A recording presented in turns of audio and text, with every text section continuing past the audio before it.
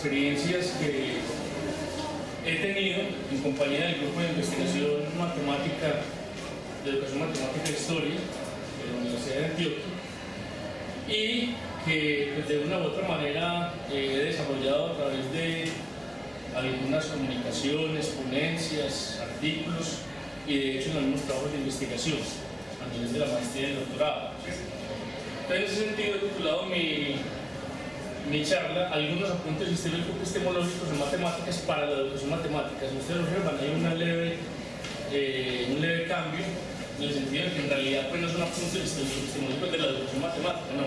Es cómo valernos de una u otra forma de esos apuntes históricos de las matemáticas para la educación matemática. ¿Sí? Entonces, en ese sentido, pues, quiero hacer la aclaración. Bueno, comienzo con esta diapositiva, en el sentido de que, bueno, nos preocupa en muchas ocasiones de cómo motivar a los estudiantes para, digamos, encantarlos, motivarlos en cuanto a los conceptos de las matemáticas, ¿cierto? En ese sentido, entonces, el origen de la preocupación por muchas de las formas, los métodos, las buenas prácticas para la enseñanza de matemáticas, se fecundan precisamente en los análisis de la historia de las matemáticas, en su evolución y en su epistemología. Entonces, básicamente, partiendo de esta hipótesis, ¿cuál es el objetivo, digamos, en una de las líneas de nuestro grupo de investigación? Es precisamente exhibir algunos referentes históricos de algunos conceptos del análisis en particular que permitan entonces precisamente consolidar esas estrategias didácticas al interior de las aulas de clase y de los laboratorios de matemáticas con el fin de propiciar comprensión matemática. ¿Sí? ¿Cuál es la preocupación, digamos, a nivel del grupo?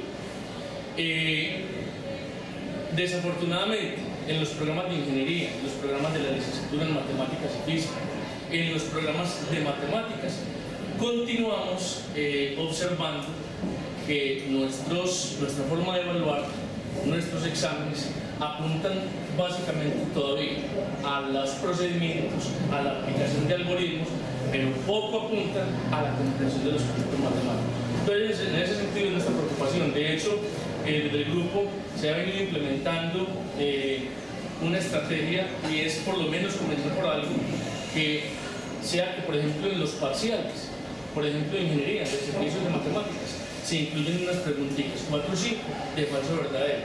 ¿Y qué hemos encontrado? Jóvenes que muy bien en la parte, digamos, procedimental, te resuelven un límite de una hoja y si es una conjugada pública te la resuelven y si gastan 2 hojas lo hacen, pero van a la parte conceptual, a la parte de las preguntas de falso verdadero y ese es, digamos, como el punto de quiebre. No nos pregunte teoría de falso verdadero, que no estamos acostumbrados a ir donde usted. Estamos hablando de estudiantes muy buenos, de 5, acostumbrados a sacar 5, 4,5, pero ahí es donde me baja la nota del parcial. Claro, ¿qué está pasando? No estamos evaluando la parte conceptual porque no estamos, digamos, dirigiendo la enseñanza de las matemáticas en la parte conceptual. ¿Sí? Entonces, en ese sentido, pues, es que, digamos, quiero compartir la charla como objetivo fundamental del día de hoy. Hemos trabajado sobre los obstáculos epistemológicos, desde Bachelard, desde Sierpinski, desde Rousseau, de acuerdo a las concepciones que tiene cada uno. Y en ese sentido, pues sabemos que los obstáculos epistemológicos, digamos que son una conceptualización teórica que se basa básicamente en, digamos, analizar a través de la historia cuáles han sido las dificultades que han tenido la evolución de esos conceptos matemáticos para poderlas traer a las aulas de clase y de esa misma manera, analizando esa evolución histórica del concepto, mirar cuáles son las dificultades que presentan nuestros estudiantes a la hora de abordar un proceso. Entonces, por eso, como tal, se convierte, digamos, como en un marco teórico que de hecho ha permitido consolidar muchas estrategias y muchos trabajos de investigación a nivel de maestría y de doctorado. No voy pues a profundizar en cada una de ellos por el factor tiempo. Este es un ejemplito. A ver, ¿qué se comprende? Entonces, pues muchos de nosotros llevamos mucho tiempo aquí, 16, 17 años, y entonces vamos al teorema fundamental del cálculo y entonces les decimos, bueno, jóvenes, cuando vamos a calcular una integral definida, entonces simplemente hallamos su antiderivada, esa antiderivada la evaluamos en el límite superior y a eso le restamos estamos en el límite inferior y se acabó, ¿cierto? Y el joven te resuelve los ejercicios. Ahora más aún esta. Y la segunda parte del teorema fundamental del cálculo jóvenes, la derivada de la integral de cualquier número hasta la variable x de un f de t. Reemplace solamente la variable de la función por el límite superior que se acabó el problema, y entonces de pronto lo más que se hace de pronto me inmiscuyo ahí, la variable se le pone abajo, entonces el muchacho tendrá que cambiar los límites, colocar los menos al principio y se acabó y lo hacen bien, ¿cierto? La pregunta es, en los cursos de cálculo estamos, digamos, de una u otra manera mirando, rastreando toda la conceptualización que hay detrás de ello, ¿cierto? Entonces, regularmente, no puedo decir que no se está haciendo, pero regularmente no se hace. De hecho, repito, por muchos años que yo intenté calcular una variable, no me da pena decirlo, vine a tener el teorema fundamental de cálculo muchos años después de que lo dictaba. Entonces, en ese sentido es como el llamado. ¿Qué estamos enseñando? ¿Qué están comprendiendo los estudiantes y cómo estamos evaluando los docentes, ¿cierto? Entonces vienen los dos contrastes. Los algoritmos, las técnicas operativas versus los conceptos matemáticos. ¿A qué le estamos dando más prioridad? ¿Y a qué se le debe dar más prioridad? O si las dos cosas deben ir de la mano, ¿cierto? Entonces, en ese sentido, hay unas preguntas que desde la investigación que hemos realizado nos han inquietado, y son las siguientes. Profe, ¿por qué la expresión derivada de la integral desde hasta aquí de t igual a f de x puede ser esa cualquier constante? O sea, ¿por qué puede ser la integral desde 2, desde 3, desde 4? ¿Sí? Y nos produce, digamos, el mismo resultado, ¿cierto? Y algunas respuestas comunes que los docentes nos han dado es, hombre, habría que revisar la demostración, muchachos, ¿cierto? ¿Sí? Otra respuesta que nosotros como docentes hemos dado: muchachos, es que la derivada de la integral son operadores inversos. Y eso se entiende, que la derivada de la integral sean operadores inversos, pero la pregunta es mucho más profunda. ¿Por qué desde cualquier constante? ¿Sí? Bien. Y esa respuesta puede tener o una respuesta netamente aritmética, que posiblemente, digan, se evalúa, y entonces cuando se evalúa queda una constante f de a, y cuando volvemos a derivar la constante f de a, se hace el punto. Pero ¿cuál es la respuesta desde el punto de vista analítico? Es decir, la respuesta no está tanto en el sentido, digamos, del análisis algebraico, operativo, algorítmico que se haga. La respuesta que queremos que, digamos, en la que nos dice es la respuesta, una respuesta de tipo analítico, es decir, ¿qué está pasando allá prácticamente con esa función cuando se deriva su multiplicación? Otra pregunta. Preguntas, por ejemplo, cuando dictamos un curso de cálculo de una variable, cuando lo hemos dictado, profe, ¿por qué la expresión infinito de la cero es una expresión indeterminada y la expresión cero del infinito no lo es? ¿Cierto? Hay unas respuestas comunes. No, la explicación está en los límites. Es un límite, entonces, como es un límite, te da por izquierda y por derecha para cosas distintas, entonces no, ¿cierto? Otras respuestas, ambas expresiones son formas indeterminadas. Pues no, resulta que aquí hay un concepto bastante fundamental en el sentido de que habría que analizar las tendencias. Por ejemplo, si un límite te da 0 al infinito, 0, punto. O sea, eso ni siquiera es una expresión indeterminada, infinito a la 0 sí lo es. Pero entonces estamos jugando con los mismos símbolos, ¿sí? Pero, digamos, los resultados desde el punto de vista analítico son distintos, ¿sí? En ese sentido, también hemos desarrollado una propuesta teórica de estrategia didáctica en torno a esto de las indeterminaciones, porque los libros, si estudiamos los libros de cálculo, los libros no apuntan, digamos, a una parte conceptual de las formas indeterminadas. Me llama, por ejemplo, mucho la atención el libro de Kurzweil, cuando intenta dar una explicación y entonces dice, no, es que cuando es una forma determinada, las fuerzas convergen, van en el mismo sentido. En cambio, cuando es una forma indeterminada, digamos que son fuerzas que se repelen, algo así. No te dice más el libro de Kurzweil, nos dejan las mismas, ¿cierto?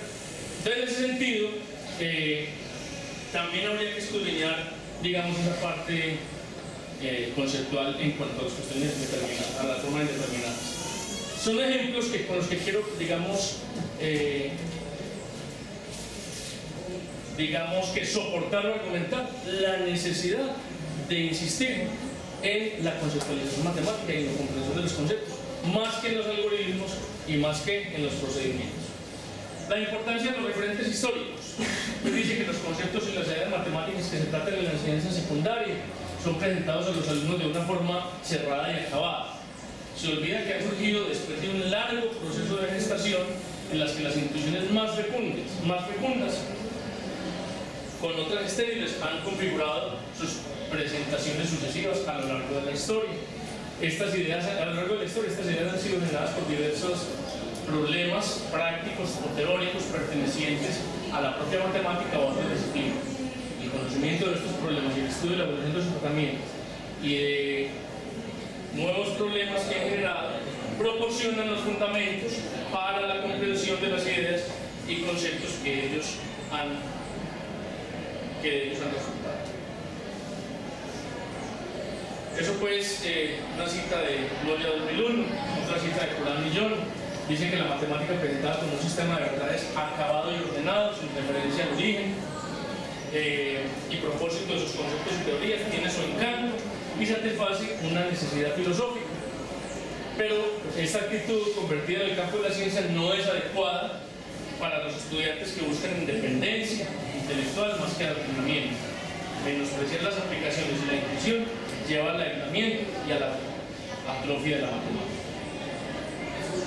Bueno, también hay otra cita de hoy, voy a ir más rápido para que nos ríen. Entonces, hemos tratado de, digamos, de una u otra manera, de involucrar a esa parte del rastreo histórico epistemológico de los conceptos matemáticos, la visualización matemática, ¿sí?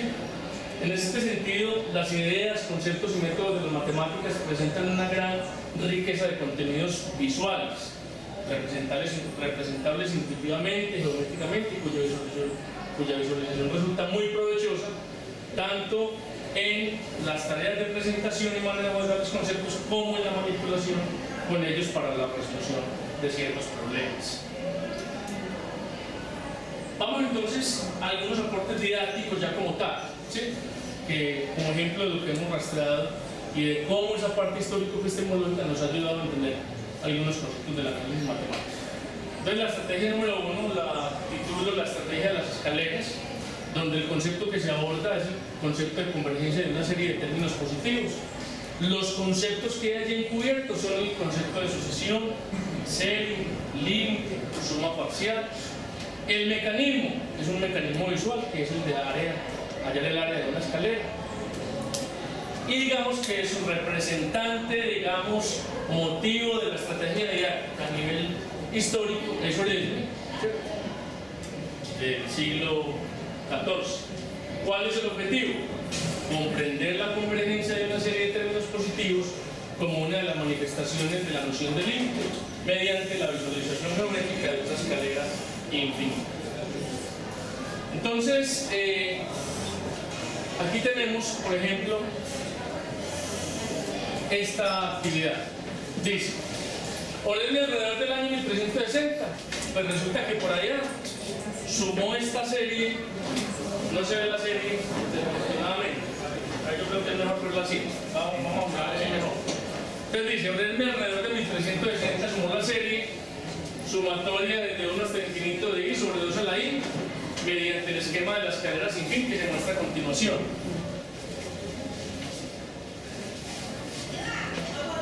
Y resulta que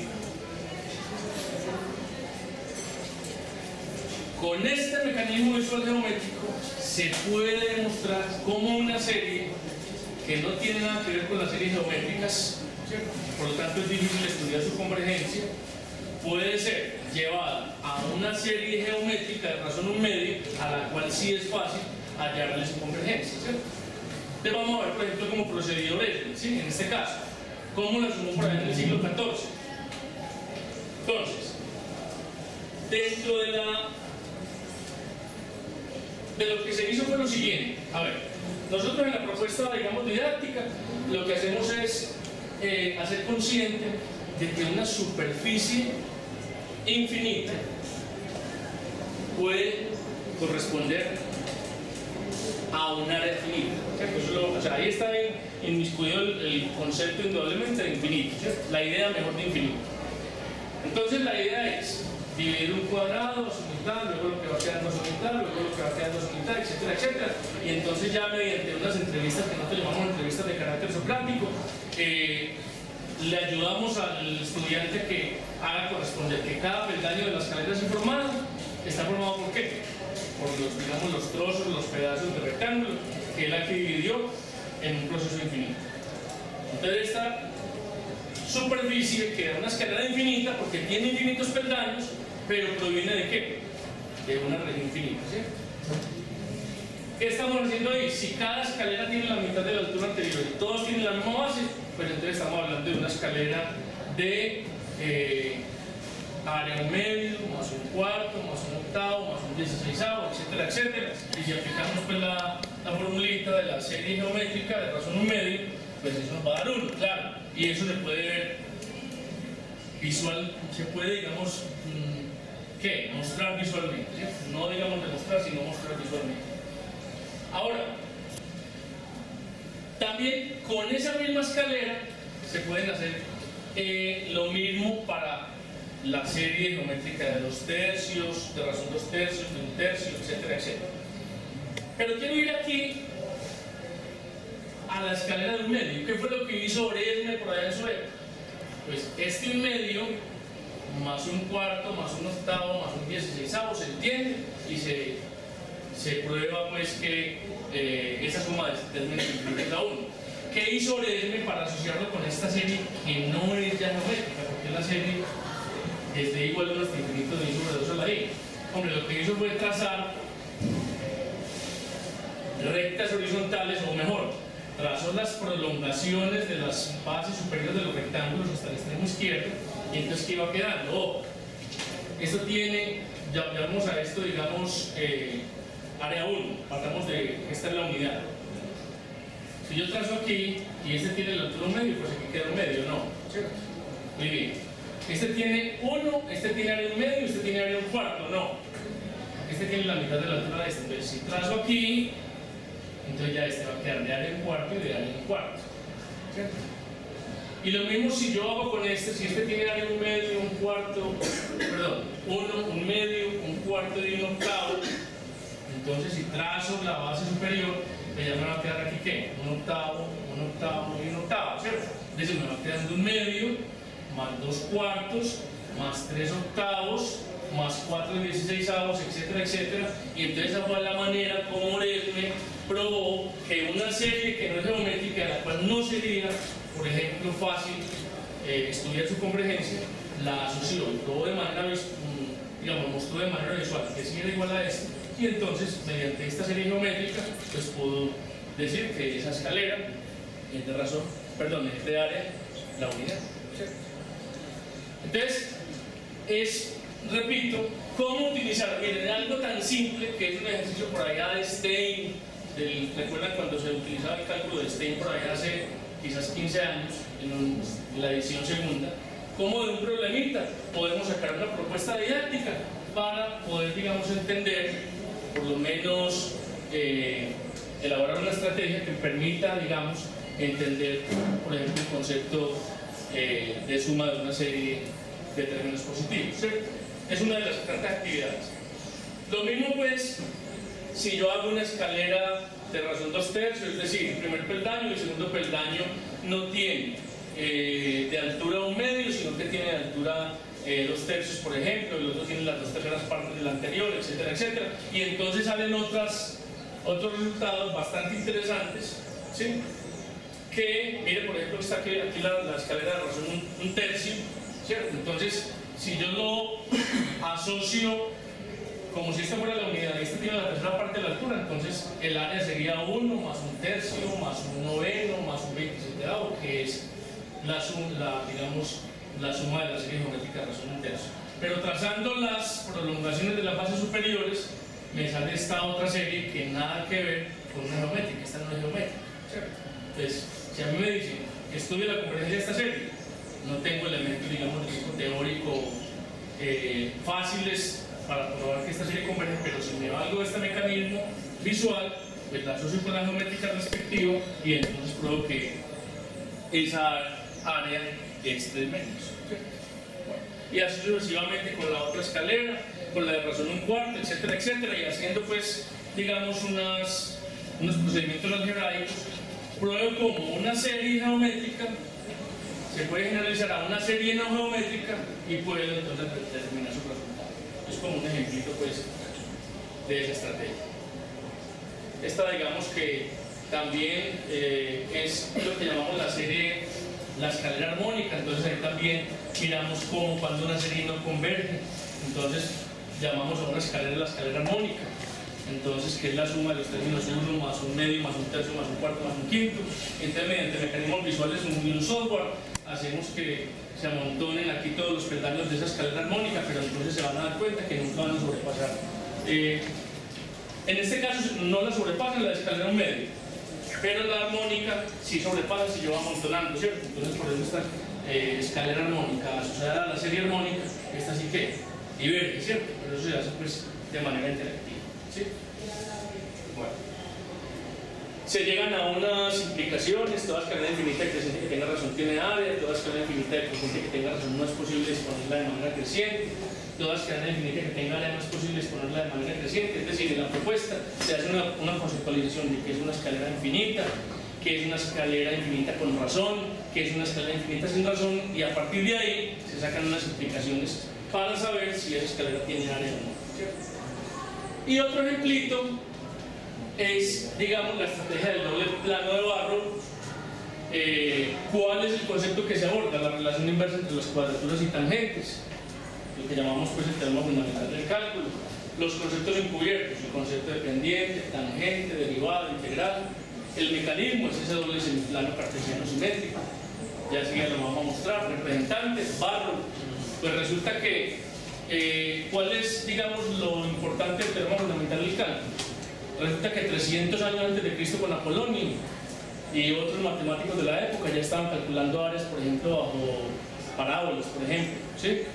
Mientras otros estaban por aparte trabajando cómo es el cálculo de pendientes, de qué es la velocidad instantánea, obviamente no desde el plano cartesiano, por supuesto, ¿cierto? Sino, digamos, desde el punto de vista conceptual. Pero más adelante, después Oresme ayudó a digamos, todavía en el siglo XIV estaban trabajando con pendientes aparte, estaban trabajando con áreas aparte, y resulta que en el siglo XVII con Barrow fue el que, digamos, empezó como a sospechar de esa relación que había entre calcular pendientes a una curva en un punto y calcular áreas por otro lado, ¿sí? Porque miren que conceptualmente, desde el punto de vista geométrico, nada que ver lo uno con lo otro. Yo le puedo hallar la recta tangente, la pendiente de la recta tangente de una curva en un punto, y a otra curva le hallo su área bajo la curva. ¿Qué tendrán que ver? Es decir, no es fácil mirar una conexión. Si me dicen que derivada de integral son operadores inversos, es más fácil. La integral de 2x es x2 y la derivada de x2 es 2x, ¿cierto? Es como desde el punto de vista operativo se entiende porque son operadores inversos, pero su significado geométrico de integral en su significado de área y de derivada como pendiente, eso no es fácil. Desde el punto de vista geométrico no se ve la relación inversa, ¿sí? Entonces, precisamente esta estrategia pretende hacer caer en cuenta, digamos, que también hay una relación inversa entre lo uno y lo otro. Este fue el razonamiento que hizo Barrow sin necesidad de un plano cartesiano, pero llevado a un plano cartesiano, ¿cierto? Entonces, básicamente hay dos cuadrantes, dos primeros cuadrantes. Este es el primer cuadrante y este es el simétrico de este. Es decir, este es el semieje Y positivo y este también es el semieje Y positivo. Y aquí tengo una función y aquí tengo su derivada, ¿cierto? Entonces, ¿qué hace Barrow?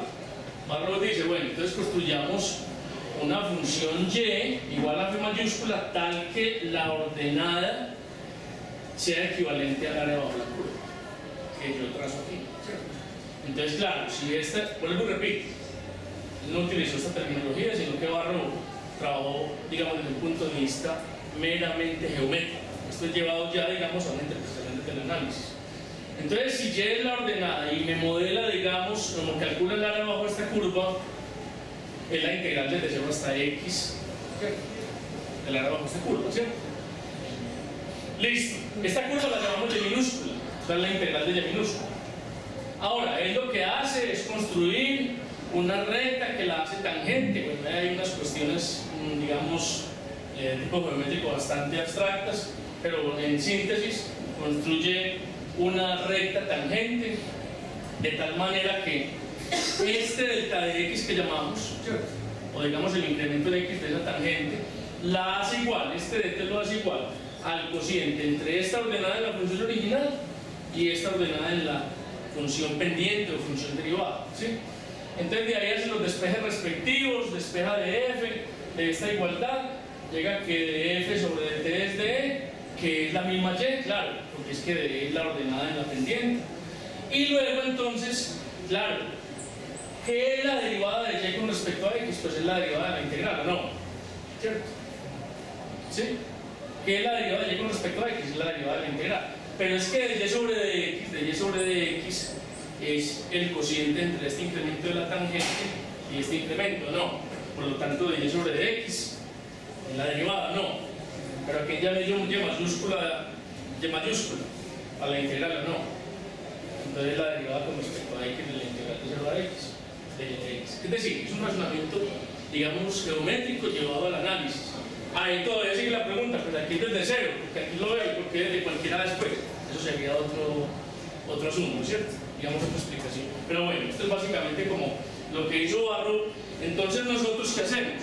Cuando enseñamos el teorema fundamental del cálculo, ya hagamos ejercicios, derivada integral desde 2 hasta X, de no sé qué, bueno, reemplazan la variable por el límite del primer punto. No, a ver. Yo le puedo mostrar a un joven que si tengo una parábola aquí x2, tengo su derivada aquí, por ejemplo, suponiendo que está también en el primer cuadrante, ¿qué es lo que hay detrás de eso? Lo que hay detrás de esto es lo siguiente, que el área bajo la función derivada siempre corresponderá a la abscisa, perdón, a la ordenada en la función original. Siempre se va. Digamos que es el carácter inverso de lo que es la derivada de la integral desde el punto de vista geométrico, ¿sí?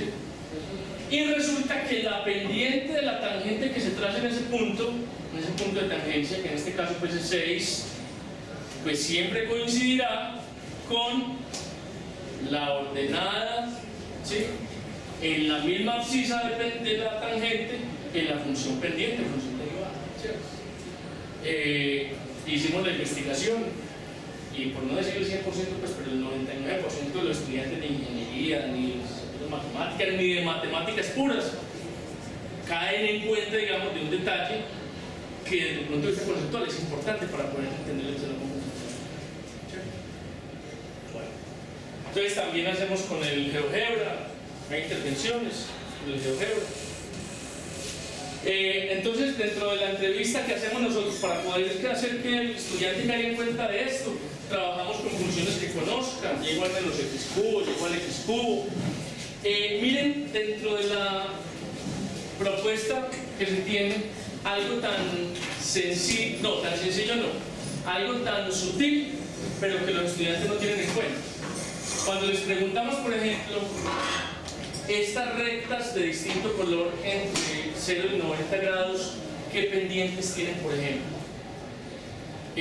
Los muchachos no contestan bien pero caen en cuenta que entre 0 y 45 grados las pendientes varían entre 0 y 1. Y entre 45 y 90 grados las pendientes varían entre 1 y infinito, por ejemplo. Usted le pregunta al estudiante, bueno, ¿cuál es la recta de menor pendiente ahí? Sí, 5 minutos, listo.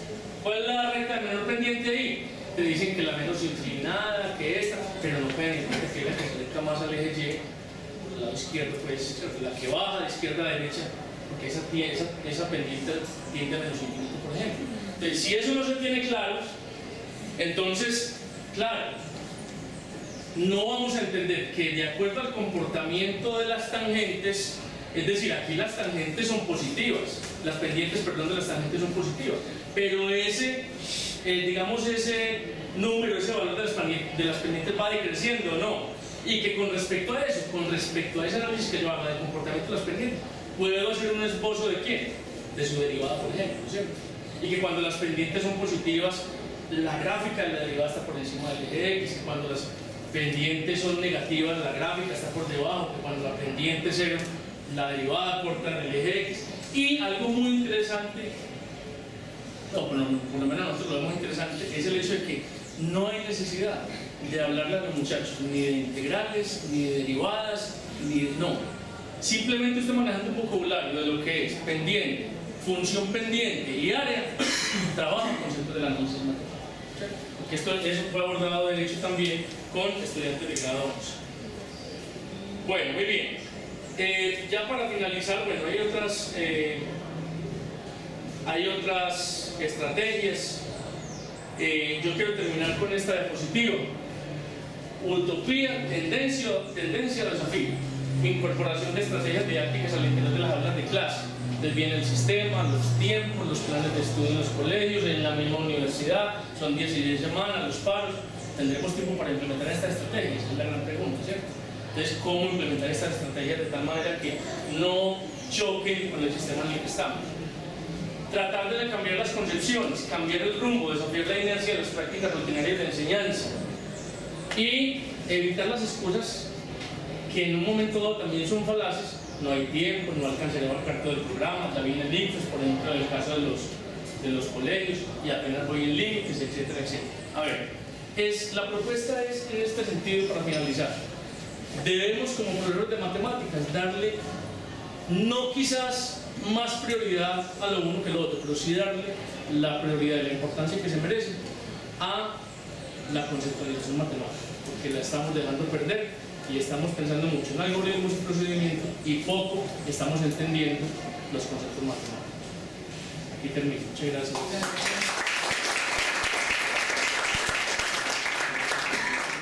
Tenemos unos minutos para preguntas, entonces René Lastra va a hacer que ellos te hacen todas las preguntas y tú de manera global tratas de resolver.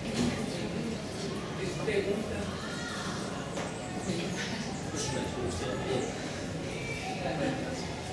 Bueno, primero René, felicitarte por la propuesta, me parece una propuesta bastante interesante, muy coherente, muy estructurada, es un proyecto de investigación supongo que han desarrollado con ello. Quería preguntarte el asunto de la visualización, ¿cómo lo entienden ustedes? Y hasta qué punto la visualización se convierte en un elemento para mejorar la abstracción en estos procesos de enseñanza. Es decir, cómo esta visualización puede mejorar el proceso. Y lo otro es, si lo evaluaron, hicieron evaluaciones, recogieron información con algún grupo de estudiantes y qué se pudo extraer, además de lo que nos dijiste, qué se pudo extraer de esa recolección de información que hicieron con estudiantes de los diferentes factores. ¿Alguna otra pregunta? ¿Escuchas todo hacia el final? ¿Alguna otra? Dos preguntas. Al principio de la presentación menciona que tratan de mirar problemas de historias matemáticas y cómo podrían resolver problemas en parte del aprendizaje de los estudiantes a ciertos niveles. Mi inquietud es si se está asumiendo que hubiese un paralelismo entre la forma como se han desarrollado o evolucionado los conceptos matemáticos y la forma como aprendería un estudiante de esos conceptos matemáticos. Si no, digamos, al respecto. Y yo la inquietud también pues, se ha centrado en la parte de los conceptos.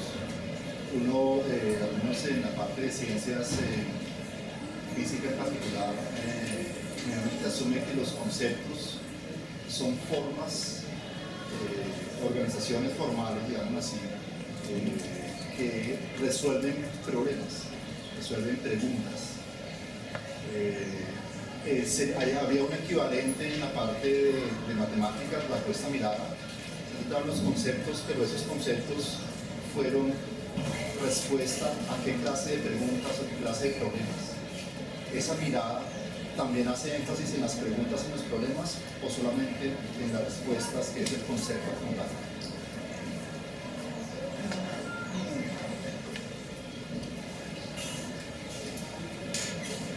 más René. Bien, no, Bien. Al principio planteas que se centran, digamos, a reflexionar sobre los obstáculos epistemológicos que se han dado en las matemáticas, pero al final, ya cuando ejemplificas la manera como ustedes están haciendo el trabajo y haciendo uso de la historia de las matemáticas, veo una situación como distinta, porque están más centrados en ver cómo opera, cómo formalizar los conceptos matemáticos. Entonces quisiera ver si establecen ustedes alguna relación ahí con esa preocupación que tienen de ver cómo ha sido el desarrollo de los conceptos, o bien si el análisis que se están haciendo, que lo veo más contextual, digamos, cómo concilian ustedes esas dos cosas ahí, porque veo que son dos miradas distintas de la historia de la matemática en el uso pues, de la enseñanza. Una otra. Yo tengo varias, voy a contar la razón. En la línea que te plantean el paralelismo entre la historia del concepto, viéndolo como una historia por rupturas y por obstáculos,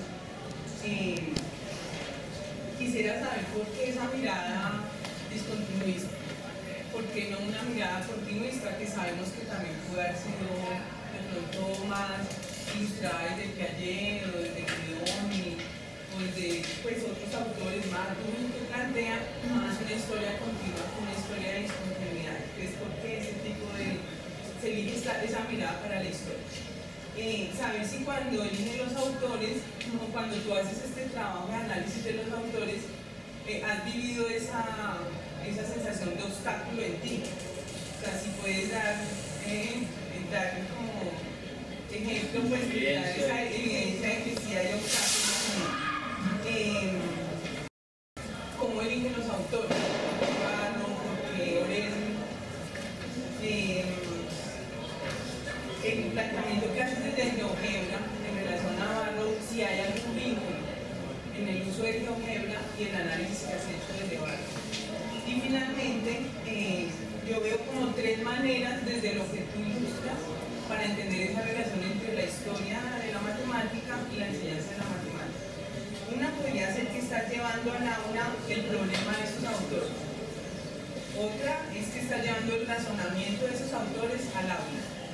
Y otra es que haces unas interpretaciones a posteriori, como la que haces de la interpretación geométrica Barrow desde el análisis.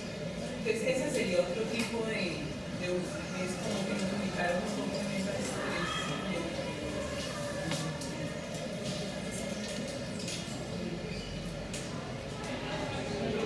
muy bien. Bueno, a ver si de pronto logro como conciliar a ver algunas de las inquietudes. Con respecto a la visualización, sí, no, de todas maneras ya hemos pensado el asunto de la visualización matemática, hasta qué punto es conveniente o no la visualización matemática, porque sabemos pues que cuando se trata de formalizar, de hecho la visualización matemática puede ser, digamos, un distractor para entender desde un punto de vista formal el concepto matemático como tal.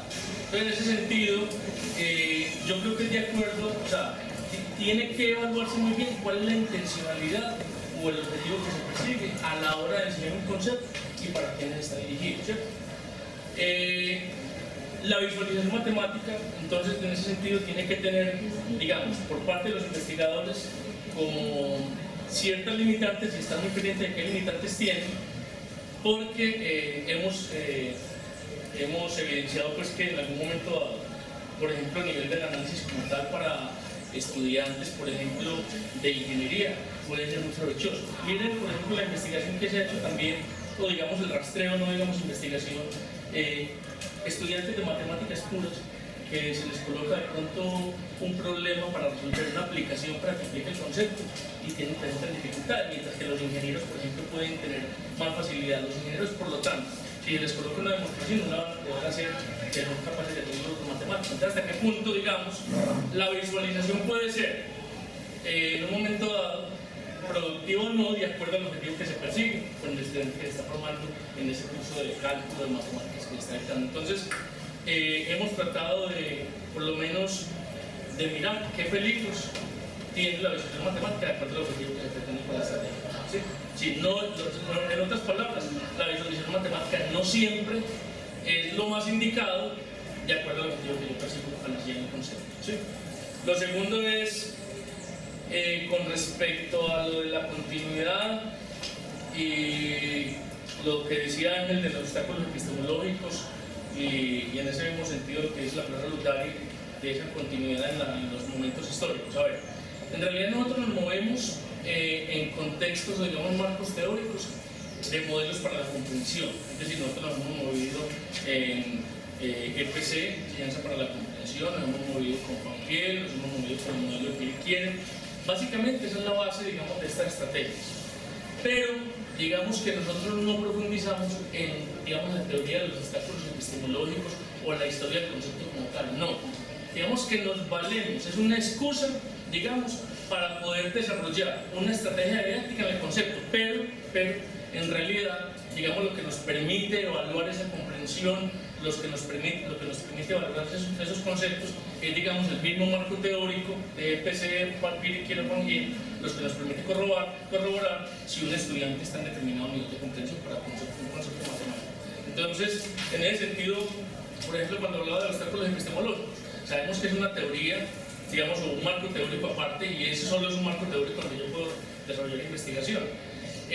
Digamos que lo menciono porque en un momento dado fue un trabajo de investigación dentro del grupo a nivel de maestría que nos dio pie para, digamos, corroborar en ese trabajo de investigación precisamente lo que decía Gibson, o lo que decía el profesor Ángel, si lo que está pasando en el aula de clase fue, digamos, en un tiempo más corto los obstáculos por los que pasaron los antiguos o los matemáticos en esa época. Y de hecho hay hipótesis y teorías que dicen que sí, que son muy parecidas para algunos conceptos. Entonces, en ese sentido, no hemos desarrollado en realidad, digamos, trabajos de investigación a excepción de ese en obstáculos epistemológicos, no. Simplemente lo tenemos aquí como argumento para decir que, hombre, la historia nos ha permitido también elaborar ciertas estrategias didácticas, pero para ya, digamos, desarrollar comprensión matemática en los marcos teóricos que les acabo de mencionar. Básicamente es eso. Y sí, con respecto a la continuidad de la historia, no es mirar la continuidad totalmente de forma rigurosa de la evolución del concepto, no se trata de eso.